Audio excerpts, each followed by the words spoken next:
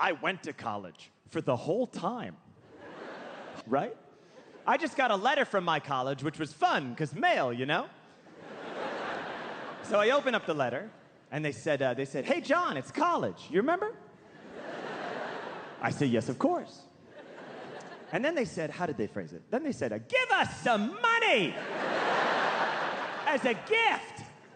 We want a gift, but only if it's money.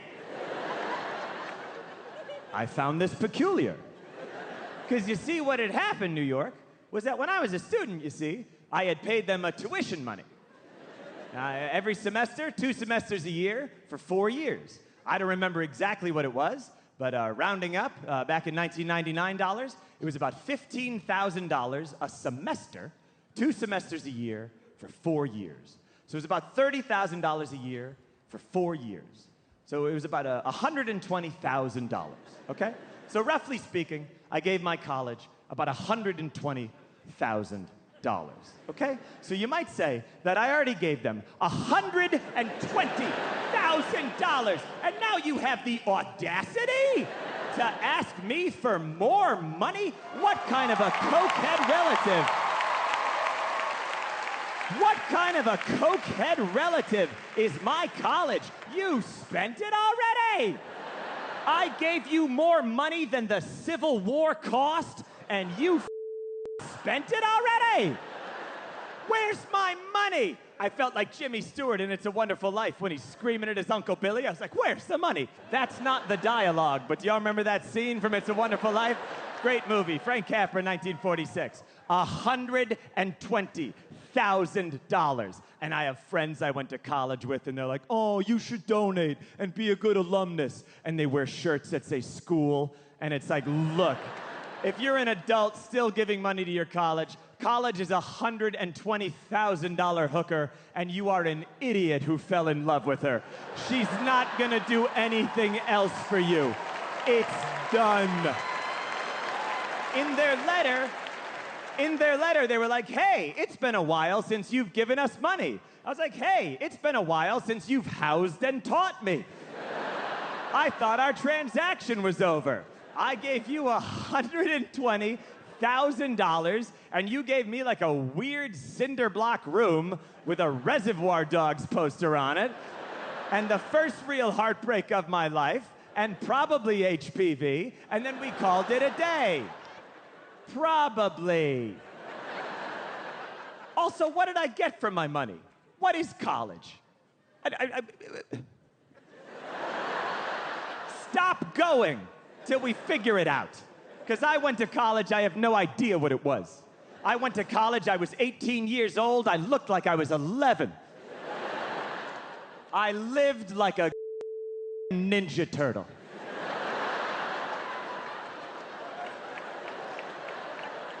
I didn't drink water the entire time.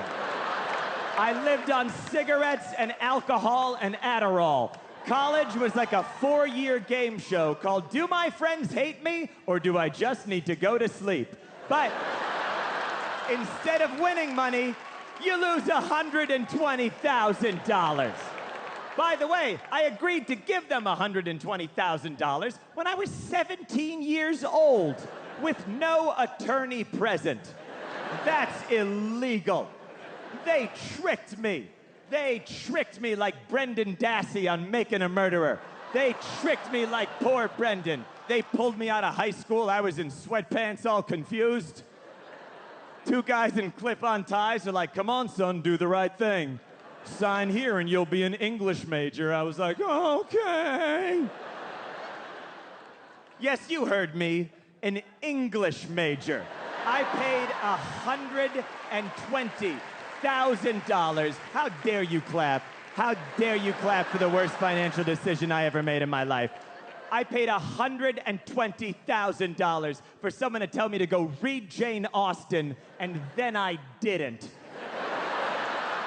That's the worst use of 120 grand I can possibly fathom. Other than if you like bought a duffel bag of fake cocaine. No, I take it back. That's a better use of the money.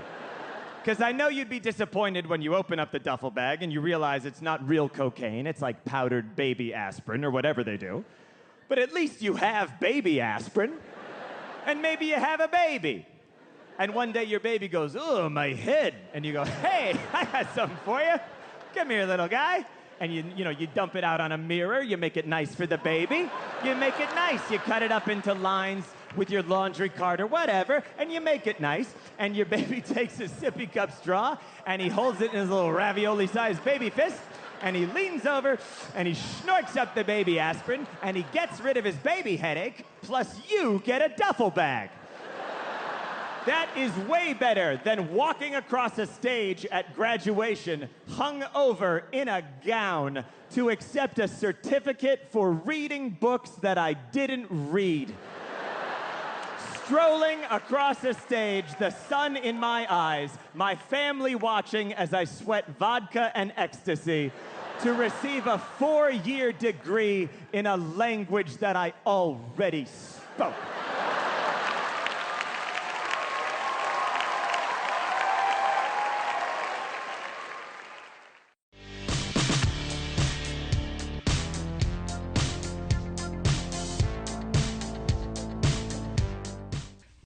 You know, leftists complain a lot, rail against exploitation. It's really the foundation of leftism, the idea that those who were in power will exploit those who have less power, who have less knowledge, and will overpromise them rewards, will underdeliver, and will overcharge. And it would just be generally a terrible thing when money moves from the vulnerable and the weak and the poor to the rich and the powerful and the well-connected. Now, you will hear a lot of talk about exploitation with regards to your relationship to the means of production. Do you own a factory? Do you work in a factory?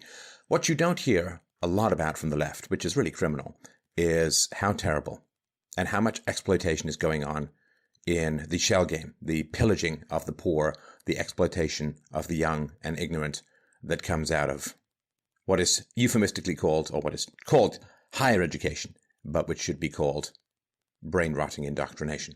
You don't hear a lot about how exploitive universities are. And that's because the leftists use universities to indoctrinate and lying to people about the value of their education while getting them to go heavily in debt to pay for their own indoctrination. Well, frankly, it's a sadist dream come true. And I was reminded of this. An article just came out. It says, I've paid $18,000 to a $24,000 student loan, and I still owe $24,000. This is written by Caitlin Corley. I'll put the link below. And it starts here. It says, it all became real the summer before my senior year of college. It was 2010, and my home phone still had a cord which I wrapped around my fingers as I waited not so patiently for the apathetic representative on the other end to tell me the bad news about my student loan debt. Now, this is really quite astonishing. It all became real the summer before my senior year of college.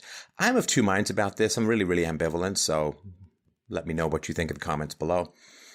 It's tough, because on the one hand, if you're smart enough to go to college, you should be smart enough to figure out your student loans, and you should be smart enough to understand what variable interest rates are. You should be smart. And if you're not smart enough to understand the basics of a college debt application, I don't know what you're doing in college. That's sort of on the one hand. Part of me wants to, throw the bricks of responsibility on the tender shoulders of the young. On the other hand, they've been raised in terrible government schools. They haven't been told much about finances. They're generally loan illiterate. They don't understand interest rates. They don't understand how much you're going to pay in interest versus the principal and so on. So I'm kind of half and half. And anyway, I'm just telling you, I don't have a strong opinion either way, although I have strong opinions as a whole. So this woman says, I'm going to call her a girl because she's kind of a girl when she makes these decisions. Girl says, my father was in front of me, his typically ruddy face redder than usual. A 9.25% interest rate, he yelled. How can you put that on a kid? It was clear he was worried, and he had every right to be. As the co-signer of my loans, my debt would be his responsibility too. So now we have two generations, right? So the girl, and again, she graduated from high school when she was 17 or whatever. So, you can't even rent a car if you're a man until you're 25, but you can sign up for $150,000 worth of debt when you're 17 or 18. Is that how it works? So the father, 9.25% interest rate, he yells. So I guess he knows how bad that is, but he co-signed anyway. And she says the loan, ironically called a smart option loan, has a variable interest rate that fluctuates based on changes in the financial market, which may have been explained to me at the time. I truly don't remember, but I know I didn't fully grasp what that meant. See, now, again, this is where I'm kind of half and half. The education that kids get in school about basic finances, I don't know if it's because it's a female-centric educational force, I don't know, but it's terrible, it's non-existent, and this is why you had these variable rate mortgages that were extended to people who couldn't afford them because of diversity and wanting to make minorities equitable in terms of home ownership. And the fact that they weren't was actually a lie and a falsehood put forward by, I think it was the New York Fed. So this is back in the early to mid-2000s. The government kind of forced banks to lend to underqualified minorities who then it pillaged their finances because they got their down payments. They actually called them liars' loans. Not to say that they were all lying, but you could sort of fill in whatever you wanted into your income, particularly if you claimed to be self-employed. And then what happened was the interest rates bumped up. People couldn't afford it. They lost their homes. Their lives were destroyed. And again, horrible exploitation. But because that horrible exploitation in the mortgage crisis of 07-08, that horrible exploitation came out of leftist principles of egalitarianism of loan opportunities. Therefore, you didn't really hear that much about the actual cause.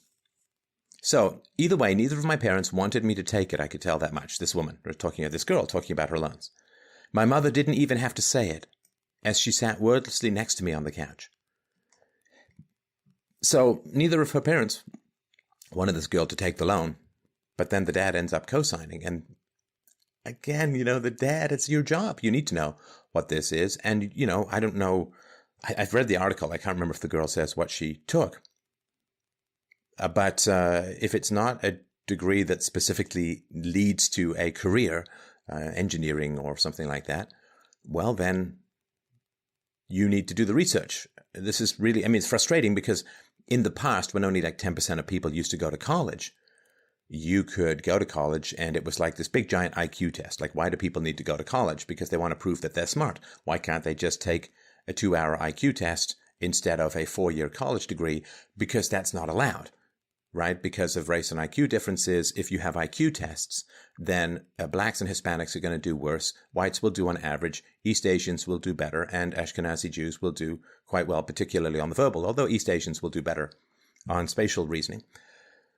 And so IQ tests can't be fudged, but you can fudge like crazy university degrees, right? You can let people in, and they do. There are a bunch, I think, of East Asian students who are suing universities for upping the scores of blacks and depressing the scores of East Asians, because this egalitarianism of outcome, which is the obsession of the left, requires egalitarianism of inputs. And given that race and IQ is different among ethnic groups, IQ is different among ethnic groups, you can't get the same. So you're really not allowed to use an IQ test to hire people, but it would take 2 hours to administer the IQ test, and you'd have it forever, as opposed to 4 years. The IQ test would cost a couple $100, maybe, not even if you bought in bulk. IQ test would cost very little, whereas the social and personal costs of university education runs into the hundreds of thousands of dollars per student, not even counting the extraordinary unfunded liabilities in many cases of $1.4 trillion in the US of outstanding student debt. It's absolutely crippling. So again, the left wants this egalitarianism, and they refuse to discuss race and IQ, and therefore you have to have this big, giant, manipulable college matrix to try and fulfill diversity quotas, right? Then they don't like talking about this kind of exploitation. So there's some history about the father, this girl's father. This girl's mom didn't even graduate from high school. Her father worked nights driving Amtrak trains to put himself through trade school. He earned his associate's degree in his mid-30s. He was an electrician, right? And, wow, it's wild. So there is this, I don't even know what it is, exploitive myth, this foundational destructive fantasy that college is essential. College is essential. And I think it was Ann Coulter who said, get a college degree, take your SAT scores, include them with your resume, and I would say anybody who's too dumb to recognize that that's a good business decision, because it's IQ that is the most foundational predictor of how you're going to do in a job. It's IQ. It's IQ. It's IQ. And IQ cannot be altered by environment. At least they don't really know how to alter IQ by environment. Parenting doesn't seem to matter. It's like your height, right? I guess really destructive stuff could lower IQ, but nobody knows how to raise it beyond, like, if you get extra food. Like, if you don't get enough food, you'll end up stunted in terms of height. If you get too much food, you just end up fat rather than taller. Nobody knows how to make IQ higher in the long run. So, and IQ is 80%, at least 80% genetic. It is 80% genetic. So this is why this egalitarianism thing is just never going to work. And this is why you need just ever escalating amounts of force and falsehood in order to try and maintain this fantasy that we can end up with everyone being the same. IQ, if you have trouble with it, just think of it like singing ability. And you understand it's not evenly distributed, although a lot of people can improve from singing lessons. It doesn't really matter. So if you're an employer, you want a smart person, and you can just take the SAT scores. And if you do that, then you don't have to pay your worker the additional amount of money they need to cover their student loans. Right? And also, they won't have been indoctrinated into hating the free market in leftist hellholes of higher indoctrination.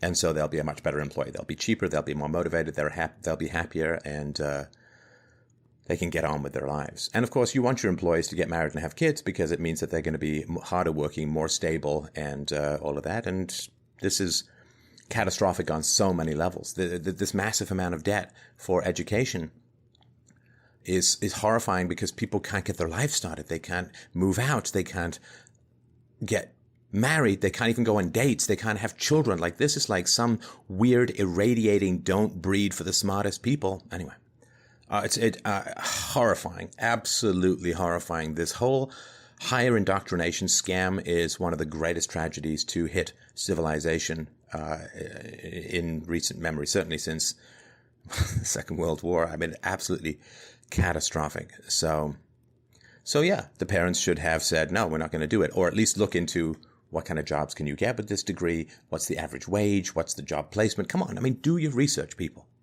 I mean, it's not even that, like, because they're opening up universities to just about anybody with a pulse, of course educational standards have to collapse. Of course they do. I mean, come on. This isn't even that hard. I mean, if you're taking only the top 10% of intelligent people, then you can keep your standards high. If like 30, 40, 50% of the local young population are going into college, you have to drop your standards. Because there's this ridiculous, well, you see, in the past, people who went to college did very well and made a lot of money. So what we're going to do is we're going to throw a lot of people in college, and exactly the same thing is going to happen to them. Which is like someone saying, well, I'm a really terrible singer, but people who get recording contracts are really good singers. So somebody give me a recording contract, and that will make me a really good singer. Hey, I'm not really that tall, but I've noticed that everyone on the basketball team is really, really tall, so put me on the basketball team so I can gain an extra 1.5 feet. And it's like, the cause and effect is horrifying. Horrifying. And this higher indoctrination bubble exploitive bullcrap is pillaging. It is riding the wave of the prior value that a college education had. Like in the past, a college education had more value because it was more exclusive. You open it up to everyone, and you're still riding the echo chamber of it has value, but you're pillaging from the past, right? It's like fiat currency on gold.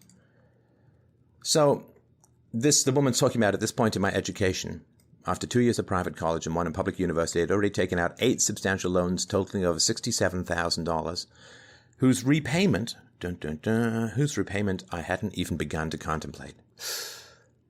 Well, that's not good. You know, it all became real. It was all off in the future. I hadn't even begun to contemplate. I gotta tell you, I mean, if this is your approach to money, if this is your approach to value, if this is your approach to reality, I don't know what you're doing in college to begin with. Look at your mom. Didn't even finish high school, raised 2 kids, had jobs and so on, right? Crazy. Crazy. So the father says, you know, this is bad loan. This variable rate stuff is terrible, which it is, of course. So I knew racking up one more loan and another $24,000 wasn't ideal, but what was the alternative? Dropping out, transferring to a new school, and hoping my credits would translate? See, it's not a hope, right? I started at York University, at Glendon campus, then I went to McGill University, then I finished my master's at the University of Toronto. I went to the National Theatre School for almost 2 years. So, I mean, I I transferred credits. It's not that hard. What? Transferring to a new school and hoping my credits would translate? No, you phone them up and you say, dear. Here we go. Leaving all the relationships I had cultivated with students and professors alike behind. I mean, you're going to put yourself into lifelong debt because you have good dorm buddies? Like, I don't know. It's kind of crazy. So I chose to take the loan. In my final year of college, with my back against the wall, Sally Mae made me an offer I did not know how to refuse. So whose fault? Whose fault is it? Well, it's this woman's fault. So, 8 years later, that loan, one of 9 that left me $95,000 in debt upon graduation. Because, yes, interest does accrue while you're in school. Well, of course it does. Because the money that you're being lent is being pulled out of other resources, and so, of course, they have to charge interest on it. Nobody's going to give you money for 4 years for free. I lost control of my own financial destiny. Terrible. So, this is some big data here. 44.2 million Americans with student loans adds up to about $1.4 trillion in debt. Whew. Yeah, impact of the student loan crisis on the future of the country screwed our economy, broken the weight of the loan crisis, crippling. Just horrifying. It is destroying people's lives. Absolutely destroying people's lives. And like if you promise people pay and then you don't pay them, it's a criminal offense. If you promise people economic value and your degree does not translate into that, which it can't. School is for smart people. School doesn't make you smart. University is for brilliant people. University does not make you brilliant. You know, you put me at a Steinway piano at Carnegie Hall, I can't play piano very well. Debt spiral. Oh, it's horrible. It's horrible. You know, when I was 18, she says, I fully believed that taking out student loans was the only way to achieve my dream and my parents' dream for me, to transcend my working class upbringing. I was desperate and uninformed, and because of this, I entered into a dangerous relationship with a loan company that will last half my lifetime. Now, I'm finally facing up to the brutal details after years of sticking my head in the sand and learning the ins and outs of my debt, and the truth is mind-blowing. Right, so what is it, 12 years, assuming it was a 4-year degree, 12 years after signing her loans, I guess she's 29 or 30, she's finally facing up to the reality of her debt. How could you not sign these things? How could you not? Don't sign things you don't understand. And especially because her father does understand. But again, so I'm saying, well, she should know, but on the other hand, there's so much propaganda about this stuff, which the left, the Marxists, if they actually cared about exploitation as they claim to, should be fighting tooth and nail, but they're not. Because again, they want to charge people to indoctrinate them. All right, sorry, I'm blowing off to one side rather than the microphone. So, she's finding it very hard to find out about the loan details, which is, she prints out her stuff here. The interest rate ranges from 4.2% to 4.25% to 11%. And, it's crazy stuff.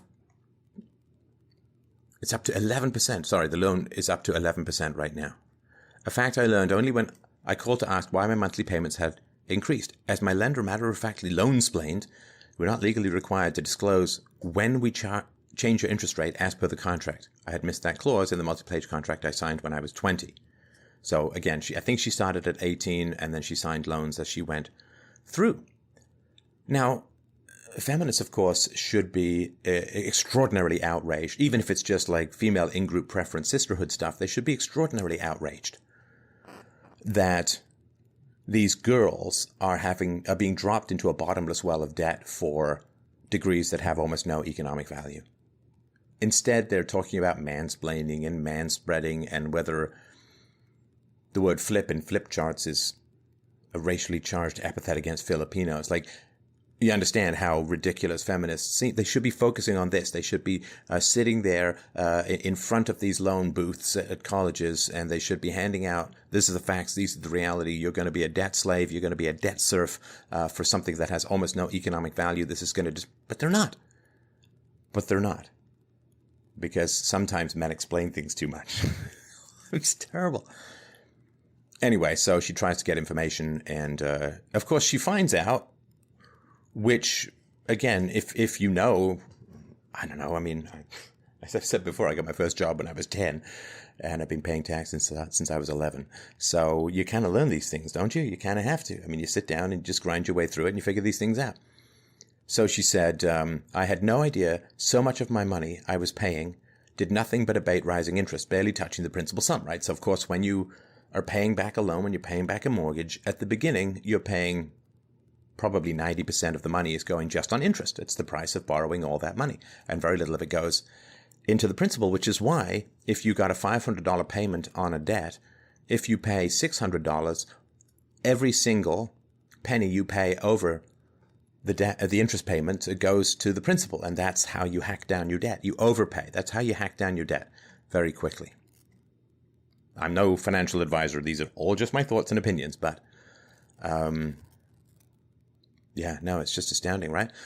So she for her payment, she's paid more than $18,000 into her original $24,000 student loan. Isn't that astounding, right? And here's the thing. If she's still only $171 worth of her back-breaking monthly payments even managed to skim the original amount. She says, if, like me, you didn't receive a ton of financial education in high school and you're wondering how that's even possible, welcome to my boat. And again, I'm of two minds. They're young, but you should learn these things. But at the same time, there's so much propaganda. Go to college, go to college. It's terrible. Well, and of course, as student loan subsidies and all that have increased, so has the price of college. Funny how that works. See, when there was very strict requirements to get into college and only 10% of people went, what happened was it was cheaper to go because you didn't need the huge infrastructure to deal with so many students. So it was cheaper to go, and the value of it coming out was better. And so it made sense in the past, if you got into college, to even go into debt to get college for a lot of people. But now, well, there's much greater demand, which has driven up the price, and there's much greater supply of people with college degrees, which drives down the value. I mean, terrible. Terrible. So, here's what she says. Here's how I know how student loans work.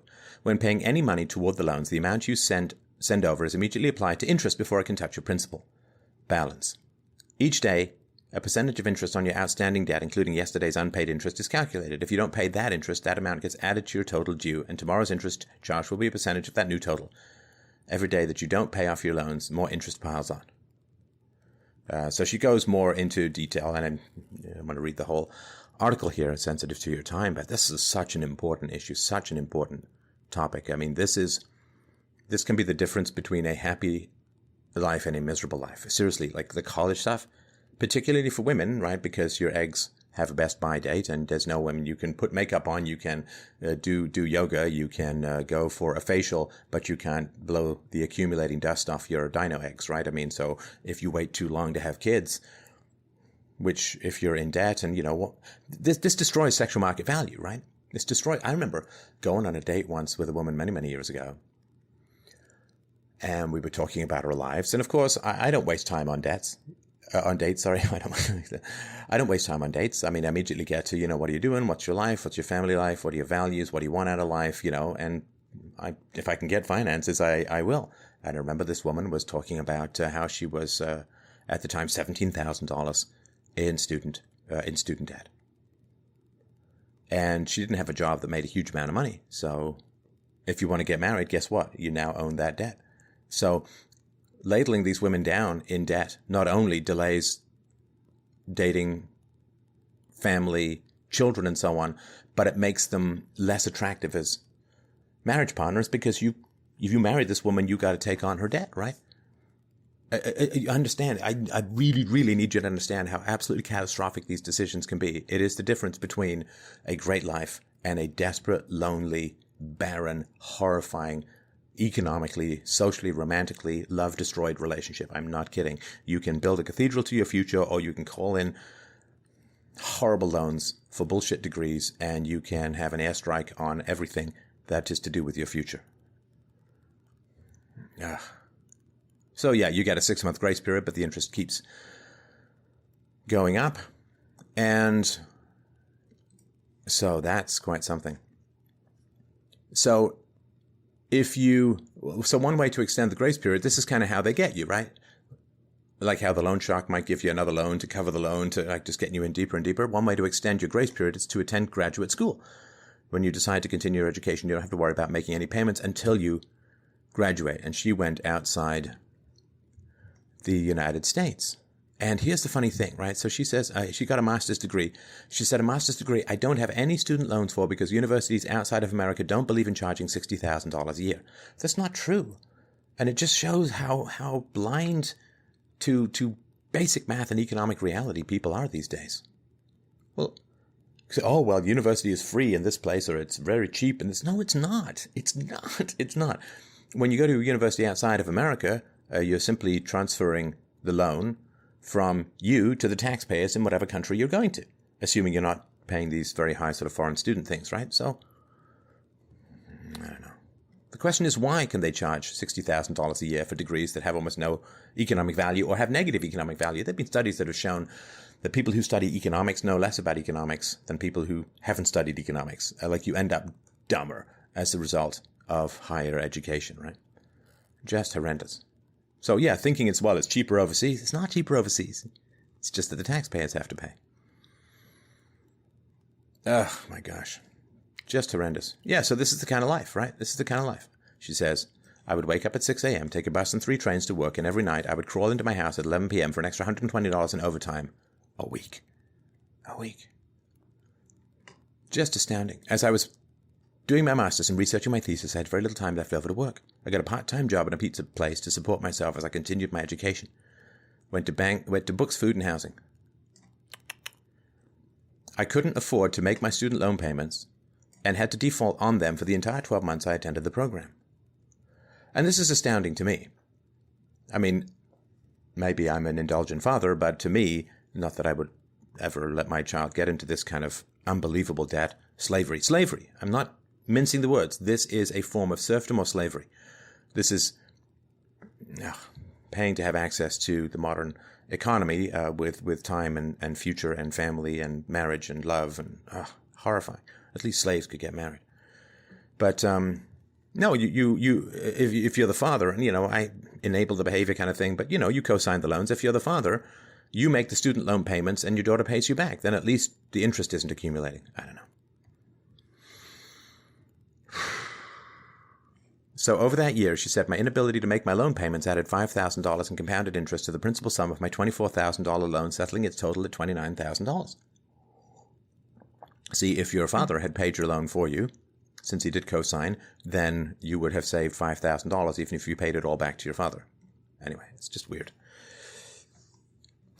This bump sent my total student loan debt to $95,000.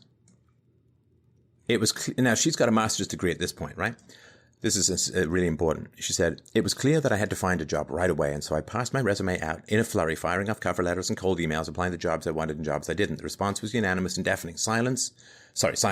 In the age-old catch-22, I needed experience to get a job, but I also needed a job to gain that experience.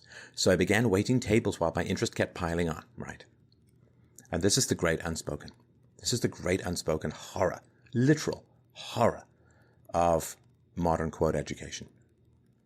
So, let's say that the government got its educational hooks into this girl when she was 5 and then took her to 18, right? So 12, 13 years, depending on, right? Then she did a 4-year undergraduate degree. Maybe she did a 2-year master's degree, right? So we'll make it as generous as possible. 12 years worth of high school, 4 years of higher education in an undergraduate degree, which puts her from 12 to 16, and then another 2 years of a postgraduate degree, a master's degree. Maybe it was a year, but let's say 2. But that's astonishing. So this woman has been educated for 18 years, and she's useless economically. Do you understand what an astounding gap that is? I mean, the Beatles played in Hamburg 6 hours a day or 8 hours a day for a year or two and ended up being like incredibly expert musicians. This woman has been educated in government-controlled institutions for close to 2 decades. And she has no skills to bring to a business. She's waiting tables. She's working in a pizza place. She's got nothing. Do you understand how insane that is? I really need you to I want this to go deep into your spine. 18 years. So the leftists complain about exploitation. 18 years.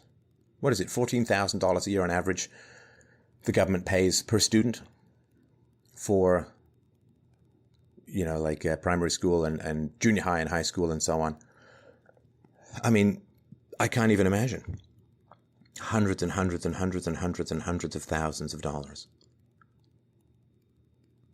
And this woman has no economic value whatsoever. Can you imagine that? Can you imagine taking a writing course for 18 years, full-time, and not even being able to write a complete sentence? Can you imagine taking a painting course for 18 years, full-time, and not being able to make a painting that anybody wanted to buy?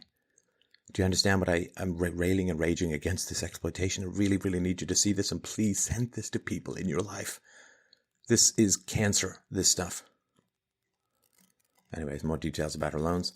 So here's what she says. She says, when I finally got my first full-time office job at the start of 2013, it paid less than $20,000 a year.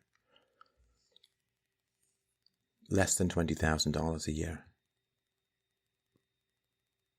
That's $10 an hour. This is this is stuff I did when I was in college, like temping, like typing and Excel and stuff like that. She said I would make $1,400 a month and send $750 to Sally Mae, that's a lone person. The average one-bedroom apartment rented for about $3,000 a month. More than half of her net pay was going directly to loans. Nearly a 2-hour commute each way to my office, which wasn't so terrible until I started working overtime and my hours shifted from 9 to 5 to 9 to 9. And this is what she says. Now, this is why I would talk about how this stuff is literally dangerous. It is dangerous for your life. It is dangerous for your life. Listen, if you're working 9 to 9, you have a 2-hour commute each way to your office, then you're getting up at 6, you're getting home at 11 p.m. It takes a while to unwind, and you're getting no sleep. You're getting no sleep. Do you know what getting no sleep does to your health? Do you know what it does to your stress? Do you know what this kind of, this stuff will fruit ninja years and sometimes decades off your life because of the stress and the frustration and the fear and the anxiety. And also in terms of simply being able to speak up at work. If you're desperate for the job, if this is the only job you can get, if you have to have the job, otherwise you drown even deeper in a sea of debt. You can be mistreated at work, you understand, and you can't say anything. You kind of got to shut up and take it. You get diminished, you get whittled away, you cease to exist, you become an empty drone, a puppet of the debt masters, dancing a dismal tune of spiraling economic inconsequence. This can be fatal. I've at thebombinthebrain.com, I've got a whole series on how if you went through an abusive childhood, it can take up to 20 years off your lifespan. It's the stress and the difficulty and ischemic heart disease and cancer risks and so on, right? This kind of stress, this kind of futility, this kind of fear, this kind of you can't ever grow up, you can't move out, you can't... you understand, this stuff can kill you. This isn't just a bad education. This isn't just debt. This can be your life or lack thereof. This can be an early grave. It's crazy.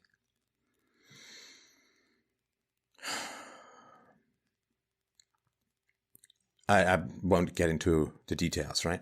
So, and the $750 a month is just to make sure that her balance doesn't increase, just paying enough to keep the interest at bay.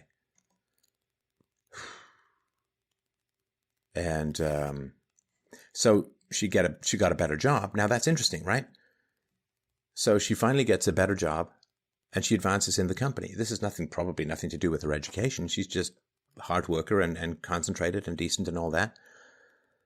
But so her commute became better, only 30 minutes. Student loan payments grew larger too as the variable interest rates increased over time, and my steadily rising balance dictated I pay more just to cover basic interest costs and not even touch my principal balance. One paycheck went to rent and another to loans, and that was it. Isn't that crazy? She's scarfing down ramen, arguing with her roommate about splitting the $10 Netflix bill. This is horrendous. In a first world country, this is the great decay of the great lie. And you're barely making enough money to survive, living from one paycheck to the next. You feel every cent. I've lived like this. It's really, really, it's a tough life. It's a tough life. You live your life encased and encaged in dismal math. It's horrible. So yeah, she's not getting anywhere with these kinds of loans. And how much fun is she going to be to date? I mean, even if you were willing to take on this $95,000 or whatever it ends up being, I mean, what's this woman, how's she going to go out and have fun? What's she going to be able to do? She can't go out for dinner unless somebody else pays. She can't go to a movie. So is she going to be fun to chat with? Hey, how's your life going? The elephant foot of debt is squishing my tits. So if she misses a payment, she gets charged more interest, credit affected, and her father's credit. Like, this is an intergenerational bondage, you understand, right? If she dies before her debt is paid off, the loans don't die, the dad goes on, right? Here we go. My dad will be on the hook, or depending on the terms of the loan, even the poor soul who marries me. You understand? This is killing family. This is killing children. This is killing opportunity. This is like a giant, irradiating, egg-destroying bomb that goes off over the city called intelligent people. This is the birth rate castration of the thinking classes. Horrendous. So she says here, in the 7 years since I flipped my tassel, I've dutifully paid a total of $57,170 towards the $95,000 debt I accumulated across 9 loans from my undergraduate education. So her principal sum has been reduced to just $69,000. Only $26,000 of the $57,000 she's paid has touched the principal balance. She's paid over $30,000 just to be pretty much in the same financial situation she was when she graduated.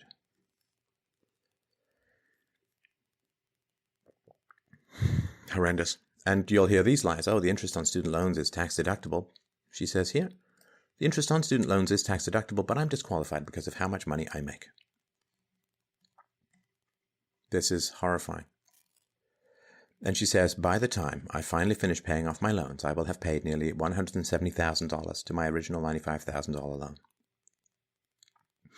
$170,000 is a horrendous amount of money no matter what. But when you're young and just starting out, it's crippling. It's crippling. It's how much it costs to raise a child. And of course, she has 10 years left on the loan. No telling how many more times the variable rate will increase in the meantime, right? Governments love crushing down interest because then they have to pay less on the money that they borrowed. But if there's too little interest, people don't save and they have trouble selling their debt. So, horrendous. It's obvious that college is an invaluable experience. Still, should it really cost me in the next 20 to 30 years of my life? But it's more than that. It's again, you're dating, you're getting married, you're having children, it's such a beautiful experience to be married, and it's such a beautiful experience to be a parent. You know, I'm just telling you, man, anything that stands in the way of people being able to achieve that if they want it is to me a giant hellish gatestone portal of sheer evil, of pure evil, for universities to dangle these kinds of promises in front of young people, for the whole miseducation industrial complex to lie to children about the value of their degree, to get them to sign loans that are going to make them debt slaves for decades, to exploit them in this manner. Is, that the leftists used to get mad. You used to hear this from the socialists. Oh, there was a mining town and you had to buy your mining equipment from the company store and they overcharged to get rail against this kind of stuff. But that's nothing compared to all of this. You can just quit, go somewhere else. You can't leave this. You can't get away from it. You understand? This is a debt livestock harvesting of an unbelievably brutal dimension. Unbelievably brutal dimension.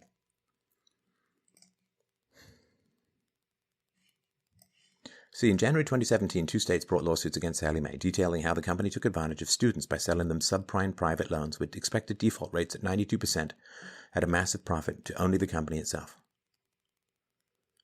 So here's the question, right? So if you borrow money from a bank, there's an old saying that says if you owe the bank $100,000, you're in trouble. If you owe the bank $10 million, the bank's in trouble.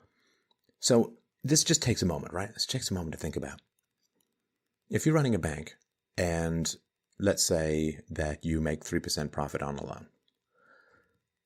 So every loan that has 100% default means that you have to have 33 loans that go perfectly. It's very hard to make money in a bank unless you rigorously vet people who borrow from you, because if people fail to pay back, the ripple effect of that is enormous. So here's the question. How is it possible for a bank to lend to people with an expected default rate of 92%? Come on. I mean, this isn't even brain surgery. Just think if you have 10 friends who each want to borrow $1,000 from you, and you know for sure that 9 of them are never going to pay you back. Are you going to lend out your $10,000? Of course not. So the question is, how does this work? How can it possibly work? How can it possibly work? Well, I don't know the exact answer because it varies in various locales. But a lot of times the banks or the lending institutions are kind of forced to make these payments because the leftists in charge of government want more indoctrination and so on. And they also want to they want to turn people against the remnants of the free market. So they put them in these horrible situations of lies, exploitation. I mean, to me, a university should guarantee you a job that more than pays for your student loans, or you get your money back. I mean, this is of course, right? I mean, if you buy a house and you don't get the house that you're expecting, the house that's in the brochure, you don't have to pay. You get your money back and more, and damages too. Your rent maybe even for the time that you were waiting. So they promise you this economic advantage. It should be there, or you get your money back. It's not that complicated. Oh, and the whole idea of universities are ridiculous these days. Everything's on the internet anyway. Just study stuff on the internet and go take some standardized test and pay $100 to have somebody mark it for you. That's all you need. You don't need to go to college. It's ridiculous. It's like it's just never stepped out of the Middle Ages. Well, of course, that's the whole point, right? Well, except it has insofar as now. So the government will guarantee or backstop a lot of these loans. The governments will force lending institutions to lend to students and so on. And of course, this is the great lesson of the 2007-2008 financial crisis, is that if the banks end up running out of money, they can just run to the government, who will then pillage the taxpayer and pay off the banksters, right? So this is how they're either forced to do it or they'll just get their money back from the government in one way or another. Kids are taking out loans, she says, at 17 or 18 that they won't be able to pay back until they're 40 or 50. They make more money when students can't pay. Just horrendous. Yeah, here we go. If we can't afford bed frames, we can't afford weddings, children, or mortgage payments, we can't afford much of anything at all. And what happens to the economy when people are this much in debt? What happens to people's capacity to take care of their aging parents if they're this much in debt? What happens to people's lives as a whole? Money is so central to life itself that when you start messing with things like money supply, with things like interest rates and so on, you literally are destroying lives through foundational chaos. Crazy. Here we go. All they wanted was for me to have more. It's the parents, right? I assume. And now I'll have almost $200,000 less. And the whole price, having kids when you're young, I'm an older dad, but having kids when you're young is a pretty good idea because you've got a lot of energy, you've got a lot of vitality, you've got a lot of strength, you've got a lot of flexibility. You can just bounce back from being up half the night with a colicky baby or whatever. But when you get older, it's tough. It's tough. And she doesn't say what she took, and she doesn't say whether her job had anything to do with her education. She's some temp job, right? I assume some $20,000 a year office job can't have anything to do with her education, so there was no point. She probably could have done this job when she was 16. And I don't know about you, but for me, my economic value came out of things in general that I studied outside of school. Like I was a software entrepreneur because I taught myself how to code when I was 11 or 12 years old and bought a computer with a small inheritance from my grandmother and learned how to code there. And then that's ended up being, I didn't study that in school. It's crazy. It's just horrifying. She says, sometimes I struggle to imagine a future in which life doesn't swing from one paycheck to the next. like a crushing pendulum of debt, but I know it exists. And she says 40 will actually be the new 20. What a comforting and not at all terrifying thought. Well, that is the reality, except that it's not going to be the new 20, dear, because at 40, I mean, your eggs are mostly gone and your chances of having healthy children, certainly more than one, are very, very low. And this kind of exploitation is horrifying beyond words, is horrifying beyond measure. And if you care about the young, if you care about the poor, if you care about their hopes and their dreams and their loves and their joys and their possibilities and their freedom, this is a form of slavery. I'm not kidding you. It used to be called indentured servitude, where you would cross over to the New World and the price of your voyage would be baked into the salary that you would accept in a job that you were forced to take or you chose to take as a result of, let me start that again. You would cross over from London to New York, which would cost a certain amount of money, and then you'd work at a job for a certain amount of time to pay that off. Yeah, that's a better way to put it. But at least you knew that going ahead of time, and at least you had reports of whether the job was valuable or not, and you were escaping very little opportunity and freedom in your home country. But this is worse than that. This is worse than that. It can go on for decades. You're lied to about how much value is being generated by your education. And by the time you figure it out, like this woman, well, you're like the spider in the web. By the time you feel it, by the time you're bound, and the spiders of debt approach you, it's much too late.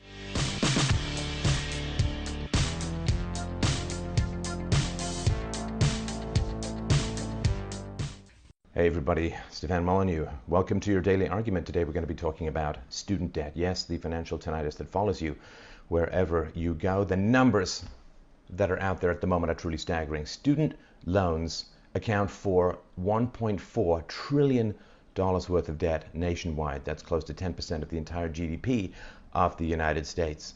Outstanding student loan balances since 2003 have increased more than 457%. The paperwork is really bad. On some of these, they can't find enough paperwork to justify pursuing the debts. Up to $5 billion worth of those could just be wiped away.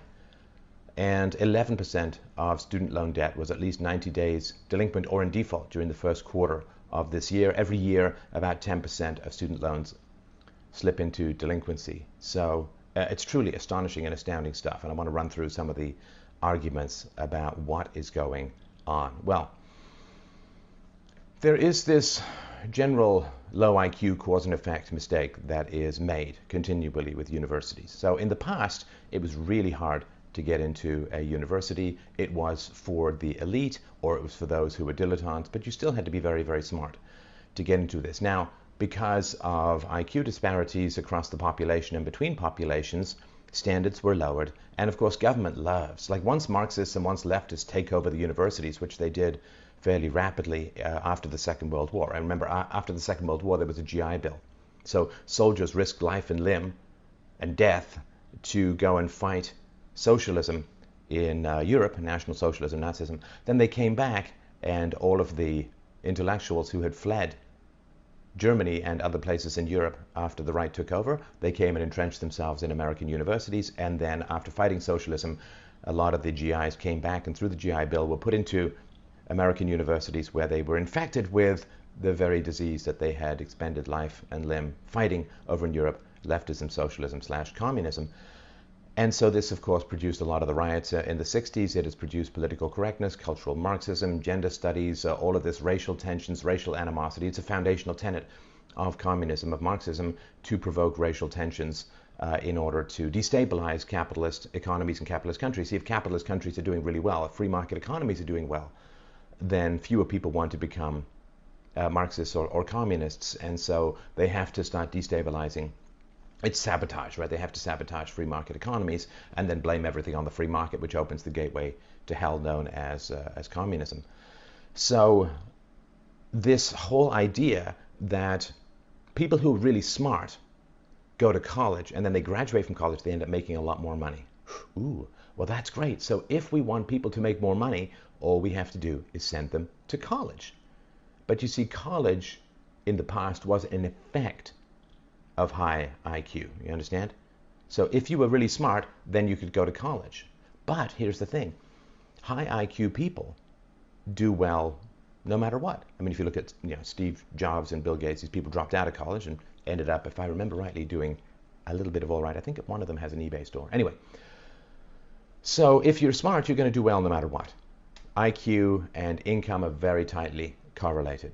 It may not be fair, but one of the things about growing up and becoming an adult is recognizing that life is not fair, and because it's not fair, you have opportunities. So this idea that smart people make more money, so if we want people to make more money, send them to college, doesn't make any sense.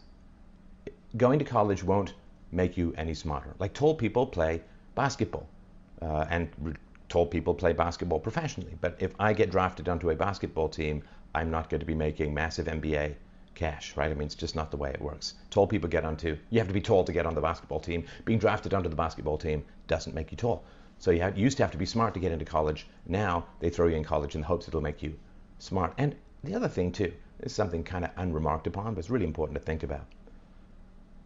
The government has already had you for 12 years. For 12 years by the time you go to college, right? Now, this makes very little sense at all. Because if the government has had you for 12 years, why do you need to go to college? In 12 years, you can do absolutely astounding things. 12 years full-time study plus homework. You should be able to go out and do just about any job, on-the-job training, learning things. You should be self-taught. You should have control of your own destiny when it comes to... I mean, I haven't even been running my show for 12 years. So people who started listening at the beginning still haven't graduated from my, quote, high school. And so, because government schools have got progressively worse, right? Since the 1960s, in the 1960s, it became impossible basically to fire government teachers, which meant that bad teachers proliferated and good teachers generally fled bad administration and having to rub shoulders in the teachers' lounge with neck, beard, mouth breathing, overweight idiots. And so government schools got worse and worse and worse. They were pretty bad before, but they got really worse during the 1960s and after that period. And so college is a way of preventing the market from evaluating the skill sets provided by children and youths by government schools. Because if you after 12 years of government education, if you graduate and you can barely get minimum wage, this is another reason why minimum wage has to be jacked up.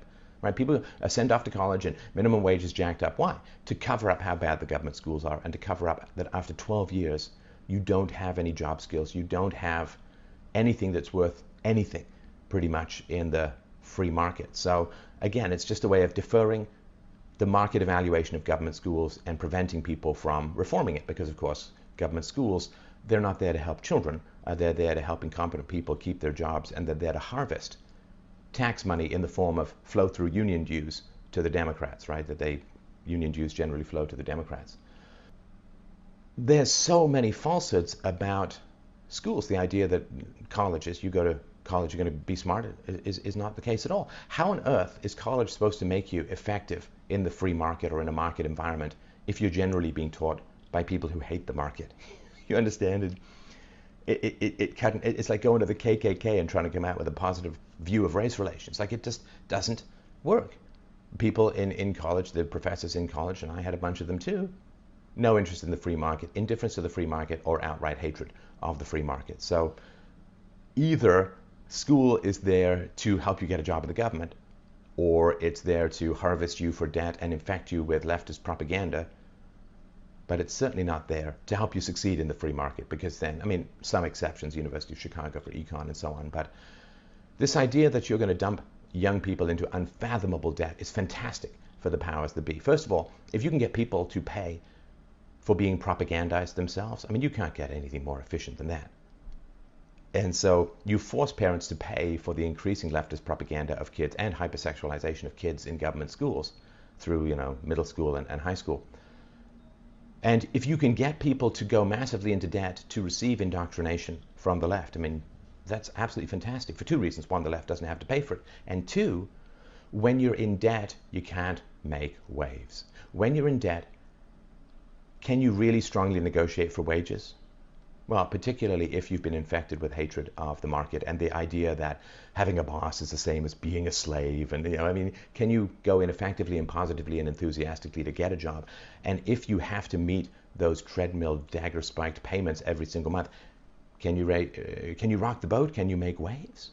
Well, no, not really. So university or college these days is doing what the West as a whole is doing, which is living off the virtues of the past. We live off the capital of the past. We live off the productivity of the past. We live off the freedoms of the past. I mean, think of the Democrats these days. Do you think they'd be implementing free speech in 1776 and beyond? I don't think so. So we're living all these virtues of the past. Universities had a good reputation because they had very high standards. Those standards have collapsed, which means that more intelligent people don't want to go to college anymore because you're surrounded by less intelligent people with a dumbed down, virulent, anti-freedom curriculum, and you're paying for the privilege of being indoctrinated with the virus that's destroying your culture and your civilization. Not to mention, of course, the fact that the danger of sexual activity in college, for men in particular, has become extraordinarily high. And even the networks and the contacts that you used to be able to get in college are diminishing. Harvard is looking at getting rid of all college fraternities and sororities.